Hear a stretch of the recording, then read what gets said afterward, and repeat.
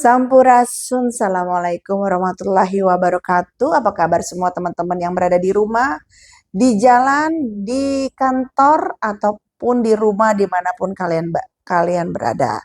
Sebelumnya saya mau ngucapin selamat Hari Raya Idul Adha, maaf lahir dan batin, dan selamat menikmati liburan bersama keluarga di rumah ataupun orang-orang yang kamu sayangi. Ya. Teman-teman, hari ini saya akan memprediksi kejadian yang akan datang ya dalam beberapa bulan ini atau ya sampai akhir tahun ya. Uh,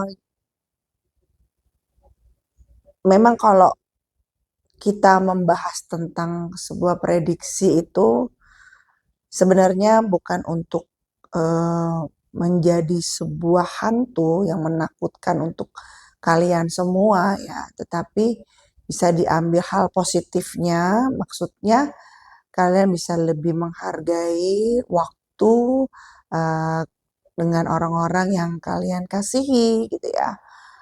Jadi walaupun hanya waktu 5 menit untuk memberikan kabar, itu sangat berarti sekali ya untuk orang-orang yang menunggu kabar kalian dimanapun kalian berada ya. Itu aja sih buat nilai positifnya ya. Jadi bukan untuk menjadi hantu untuk kalian ya. Dan memang kita udah masuk ke pertengahan tahun ya, udah mulai masuk ke pertengahan tahun. Jadi uh, masih beberapa di titik wilayah itu yang kondisinya itu masih terdapat hujan dan angin ya.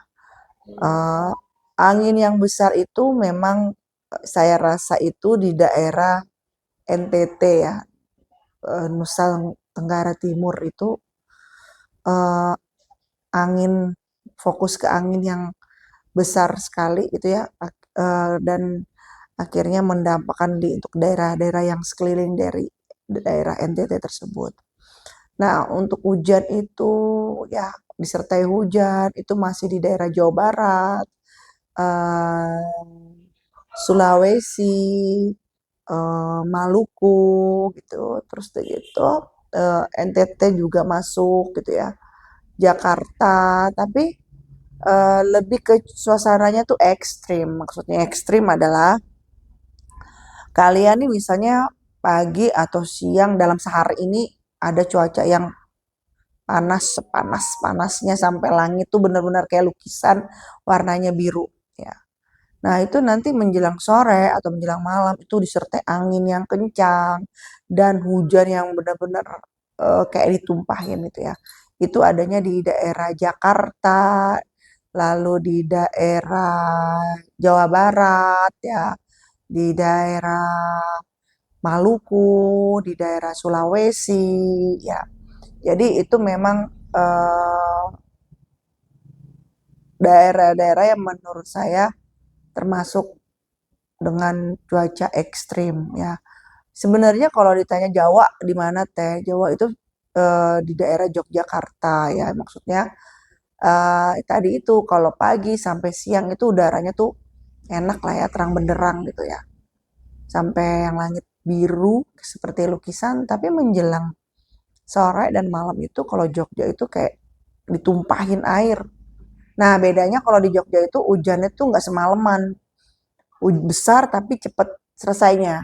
Ya, kalau di Jogja seperti itu gitu ya.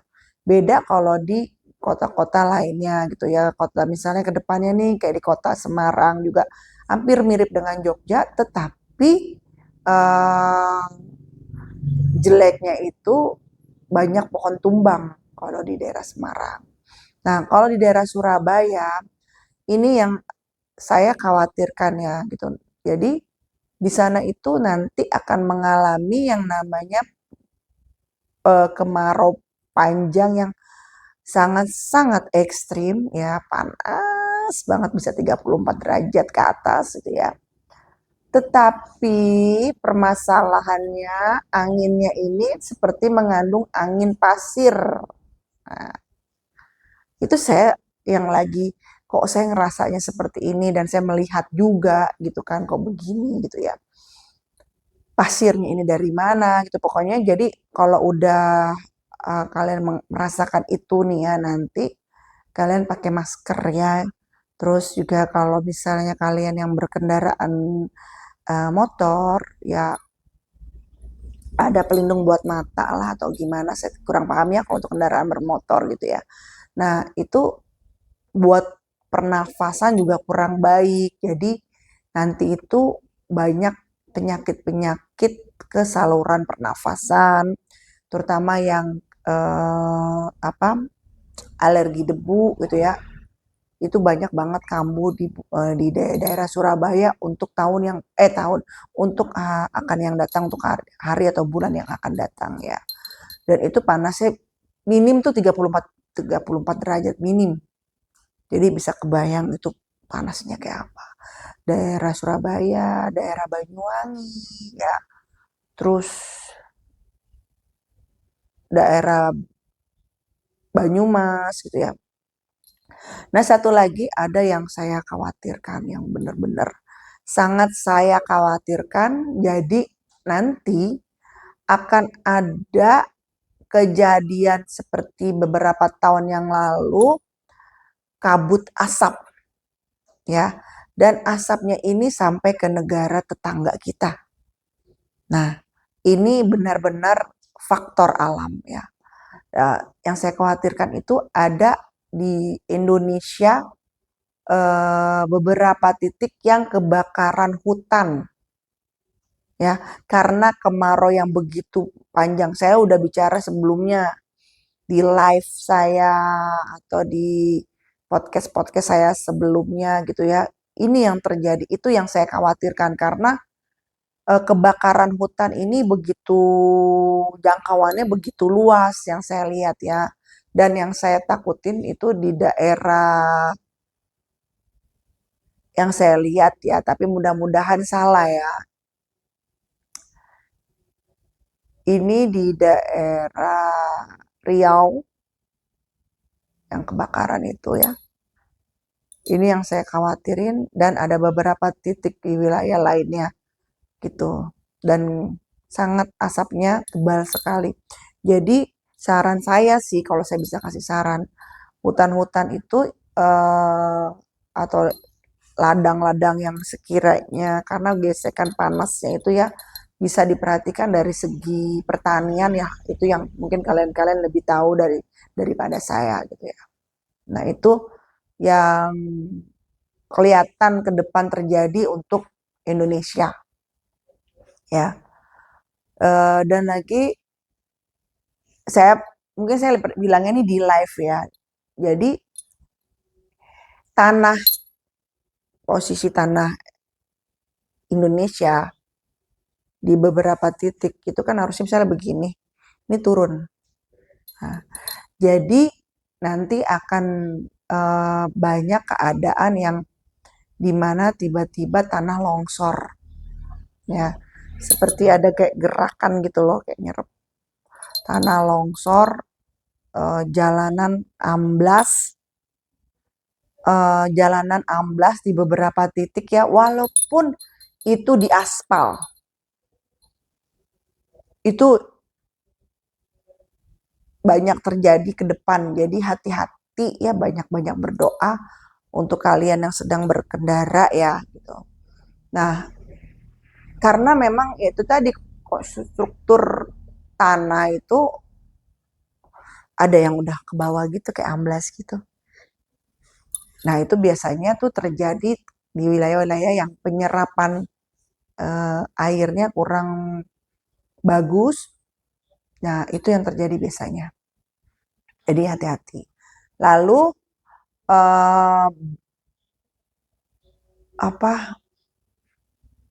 coba diperhatikan ya untuk daerah-daerah yang belum punya tanggul ataupun yang sudah terdapat tanggul, coba diperhatikan, dilihat gitu ya, karena ada beberapa titik banjir itu efeknya itu dari masalah tanggul. Indonesia kayaknya sepertinya lebih fokus masalah itu karena banyak yang udah hanya fokus ke masalah tsunami, tsunami, tsunami, tsunami. Itu aja.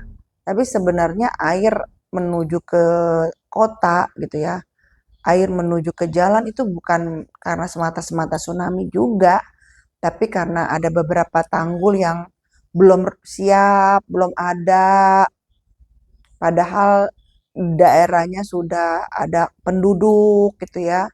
Terus ada tanggul tapi tidak layak.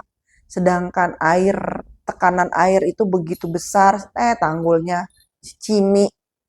Udah gitu kurang kokoh. Nah, itu tuh harus diperbaiki karena kalau terjadi apa-apa yang repot ya kalian juga pasti penduduk di sekitar situ dan wilayah yang menangani di daerah sana gitu loh, bukan orang-orang yang di mana-mana, bukan yang paling dirugi pertama kan ya penduduk di sekitar situ paling secara lahir dan batin gitu loh ya. Makanya coba tolong fokus untuk teman-teman semua ya, jangan diremehkan karena air ke tengah kota itu udah bukan persoalan tsunami lagi. Banyaknya fokusnya ke tsunami terus. Yang disalahin nanti tsunami, tsunami, tsunami. Fokus bencananya itu hanya tsunami, tsunami, tsunami, tsunami. Padahal ada sesuatu yang kelihatan di depan mata yang menurut saya itu harus dirapikan, dibereskan gitu. Kelihatannya sih hal kecil ya, tetapi itu bisa efek yang besar gitu. Itu yang saya rasa gitu ya. Saya khawatir banjir karena itu.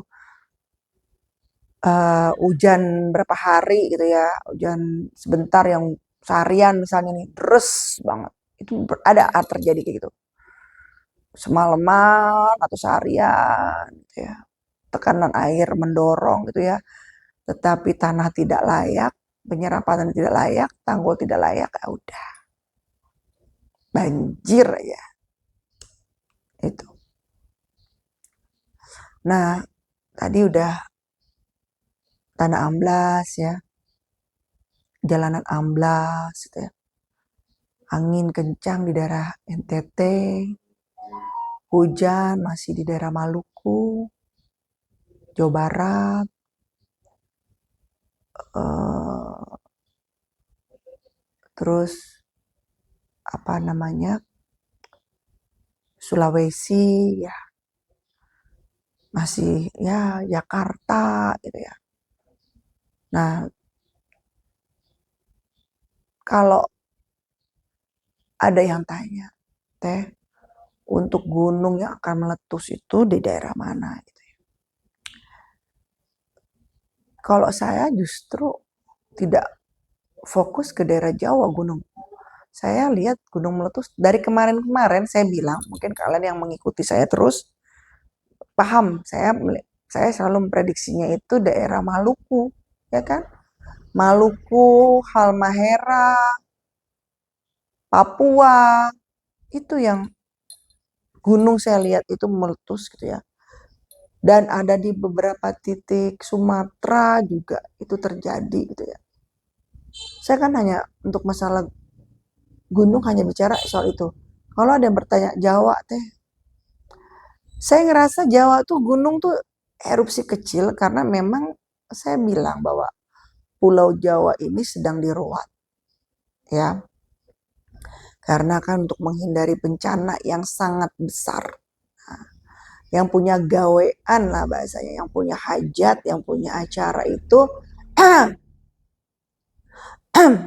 itu Gunung Slamet dan Gunung Krakatau yang punya gawean, yang punya acara. Nah, andai pun mereka ada gerakan-gerakan ya, ada erupsi-erupsi, hanya erupsi sih kalau saya lihat ya, tidak menjadi bencana nasional, itu tidak. Justru itu sebagai tonggak ya untuk mempertahankan kondisi yang ada gitu ya. Dan kedua mengeluarkan kekayaan-kekayaan alam gitu. Jadi untuk kalian-kalian jangan takut yang berlebih gitu ya. Ini versi saya bahwa gunung di daerah Jawa Tengah itu aman-aman aja, dan di daerah Jawa Barat juga aman-aman aja. Jadi saya tidak melihat ada bencana nasional pada gunung meletus. Dimana pertanyaan kalian waktu itu biasanya kan Gunung Slamet, terus Gunung Semeru, ya kan pertanyaan kalian. Terus apa lagi sih pertanyaan kalian tuh? Merapi, ya. Itu pertanyaan kalian kepada saya. Terus gunung apa tuh kalau di Jawa Barat? Salah, kalian tanya ke saya. Terus Gunung Gede itu, ya itu jawaban saya. Itu versi saya. Ya, tapi kalau gunung yang saya lihat meletus itu daerah Maluku, Halmahera, Papua, dan Sumatera. Itu versi saya, pendapat saya, gitu ya. Tapi bukan menjadi untuk hantu untuk kalian, menakuti kalian, tidak. Tapi hargai waktu bersama orang-orang yang kalian kasihi, ya, yang kalian harus jaga itu. Jadi ke depan itu jadikan setiap waktu itu adalah suatu hal yang berharga, ya. Kalian harus menghargai waktu, lebih menghargai waktu. Untuk ke depan pesan saya cuma itu, tolong lebih menghargai waktu. Itu soal waktu dilupakan tuh lepasin deh, jangan deh. Gitu ya. Nah, teman-teman yang saya sayangin, yang saya cintain, ya.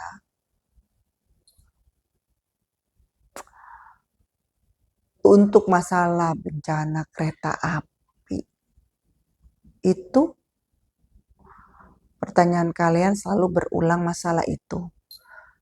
Dan saya tidak melihat lagi masalah bencana kereta api, ya. Yang saya khawatirin ini justru kapal laut. Kapal laut yang ada kapal laut, salah satu kapal laut, tapi bukan di kapal laut yang besar ya, bukan yang kayak di Bakahuni yang ferry kayak gitu, bukan yang nyebrang ke Bali juga, bukan yang besar banget itu tuh, yang bisa bawa bus, bisa bawa mobil, bukan. Ini penumpangnya menengah lah, maksudnya bukan dari segi ekonomi ya, banyaknya penumpang itu nggak terlalu banyak, menengah lah ya. Itu ada satu yang akan tenggelam ya. Untuk di daerah laut, tolong segala kapasitas diperhatikan, ya. Jangan meremehkan kapasitas, dilihat airnya tenang gitu ya. Wah, ini tidak akan menimbulkan sebuah kecelakaan atau resiko. Jadi bisa melewati kapasitas yang ada. Jangan berpikir hanya ingin mencapai sebuah target aja. Target itu bisa menjadi kerugian yang besar buat kalian. Saya pastikan itu kalau kalian tidak memperdulikan masalah nyawa manusia.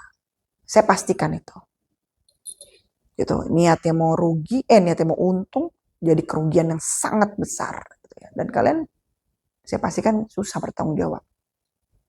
Gitu. Nyawa, walaupun bagaimanapun namanya nyawa manusia itu nggak bisa hanya memperhatikan nyawa manusia yang kalian lihat atau orang kena sesuatu bencana.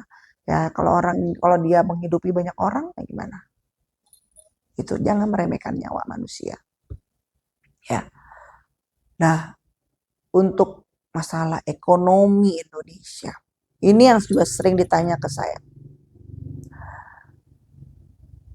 Teman-teman, pro dan kontra kepada pemimpin negara itu bukan terjadi hanya di Indonesia, di negara manapun, ya.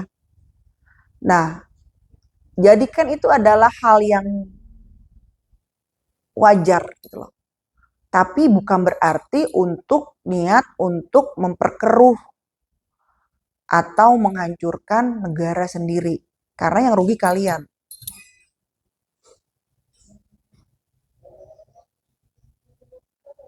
Eh, ini kursi pijit saya nyala sendiri. Coba dicek deh, kok kursi pijitnya nyala sendiri tadi. Jadi, eh, maaf ya, saya kaget kursi pijitnya nyala sendiri. Jadi bukan untuk memperkeruh keadaan, jangan ya. Karena memang Indonesia itu kalau saya rasa prediksi saya itu yang di-shoot pertama itu adalah presiden kita, ya. Setelah itu baru negara kita diporak-poranda. Nah, maksud saya tolong dijaga kondisinya, jangan sampai diadu domba, ya, karena suatu negara itu dihancurkan itu adalah eh, yang dihancurkan pertama kali kepala negaranya, jangan ya.